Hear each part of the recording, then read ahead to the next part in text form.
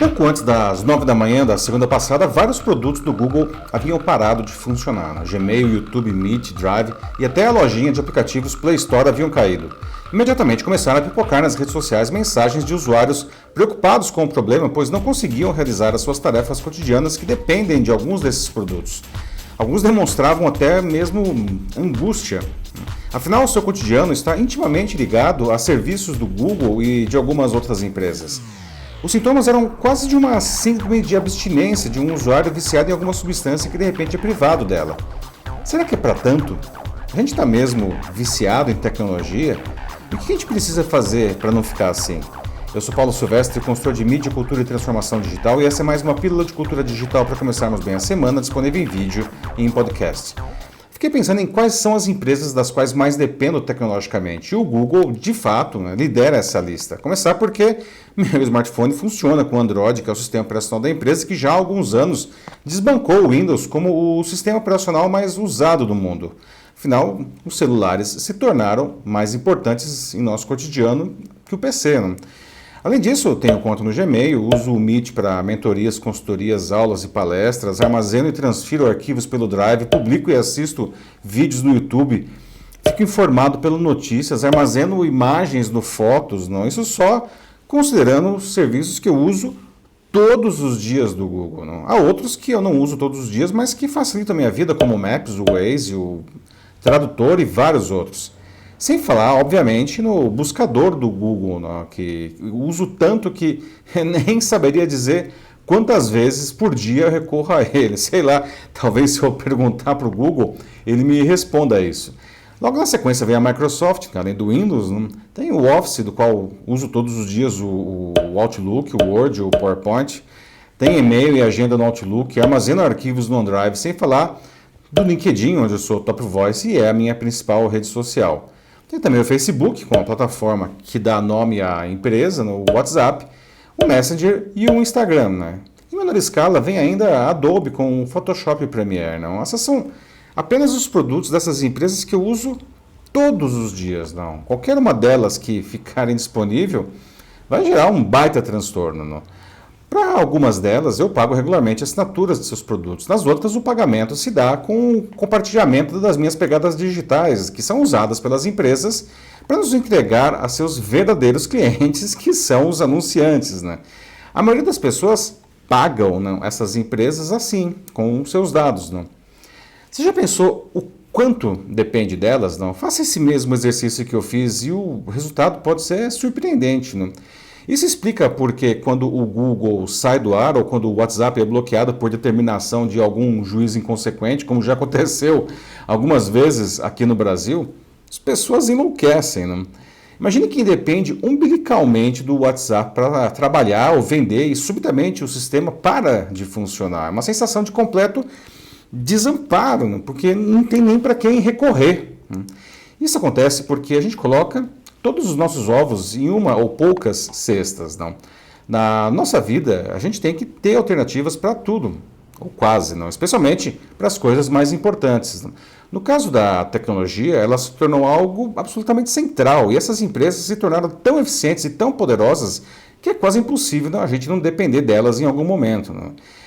É interessante que nem sempre foi assim, Olha só, até o início dos anos 1990, a indústria digital era muito mais pulverizada. Muitas empresas nem eram tão grandes, mas conseguiam um relativo sucesso.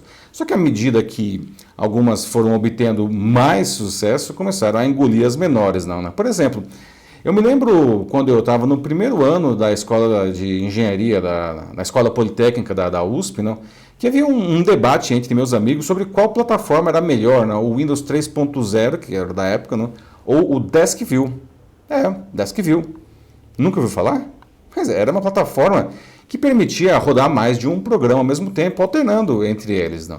E isso parece a coisa mais ridícula, Mas no início dos anos 1990, quando não existia ainda celular e os computadores ainda eram dominados pelo, lembra do MS-DOS? Isso era um grande feito. Pois é, cadê o DeskView hoje? A sua produtora, a Quarterdeck, foi engolida pela Symantec em 1998. Alguns poderiam dizer que as coisas são assim mesmo, que esse é o jeito de funcionar do capitalismo e que empresas mais bem-sucedidas acabam comprando as menores, não. O problema é quando algumas realmente se tornam grandes demais, não? E seus tentáculos não, nos envolvem de uma maneira que a gente não consegue escapar. Mais que isso, a gente nem quer escapar. O segredo do sucesso dessas empresas de uma década para cá é seu modelo de negócio, justamente esse em que a gente pode usar quase tudo aparentemente de graça, não? Apenas entregando graciosamente as nossas informações e aceitando receber anúncios. Não? E é difícil resistir a isso. Essas empresas nos facilitam muito a vida. E o que nos pedem em troca é visto como, enfim, justo por quase todo mundo.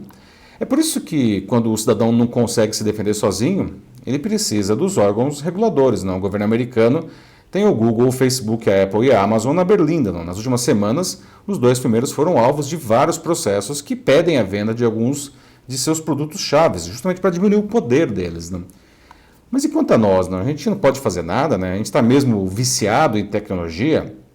A gente é, isso sim, incrivelmente dependente dela como uma ferramenta de produtividade. Não? No caso das redes sociais, a gente pode até argumentar que a gente acaba sendo viciado na dopamina que os microprazeres proporcionados por essas plataformas nos oferecem o tempo todo. Não? Isso eu posso até concordar.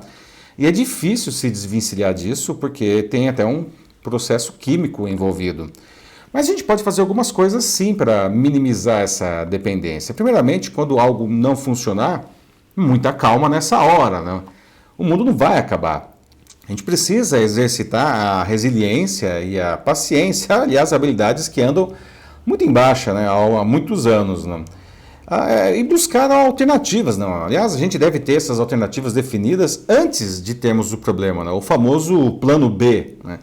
As pessoas elas precisam entender também que, às vezes, problemas acontecem fora do nosso controle. Né? Por exemplo, imagine o caso de um vendedor que visita regularmente seus clientes e um dia o carro não liga de manhã. Né? Pode acontecer, né? É preciso que exista também compreensão e colaboração das pessoas com quem nos relacionamos. Não? Se não pudermos entregar algo porque uma ferramenta essencial está indisponível, um novo prazo precisa ser negociado. Não? A diferença é que, ficando no exemplo de um carro que não pega, não, quando acontece algo como o que aconteceu com o Google na segunda passada, é como, sei lá, se todos os carros da Volkswagen do mundo parassem de funcionar ao mesmo tempo. Não? Mesmo assim, a vida não vai parar se a gente não conseguir fazer o nosso login no Google, não. Essa dependência está aqui, ó, na nossa cabeça. Né? E em relações de intolerância entre as pessoas e as empresas. Se a gente depende tanto da tecnologia digital hoje e isso não vai mudar, a gente precisa alinhar as nossas expectativas e sermos mais resilientes, mais tolerantes e termos sempre uma alternativa na manga, mesmo que seja de outra gigante digital. É isso aí, meus amigos. Faça esse exercício para descobrir seu grau de dependência dessas empresas. Você tem, afinal, alternativas? Não? Se precisar de ajuda nesse processo, mande uma mensagem para mim. Vai ser um prazer ajudar você nesse caminho. Eu sou Paulo Silvestre, consultor de mídia, cultura e transformação digital. Um fraternal abraço. Tchau.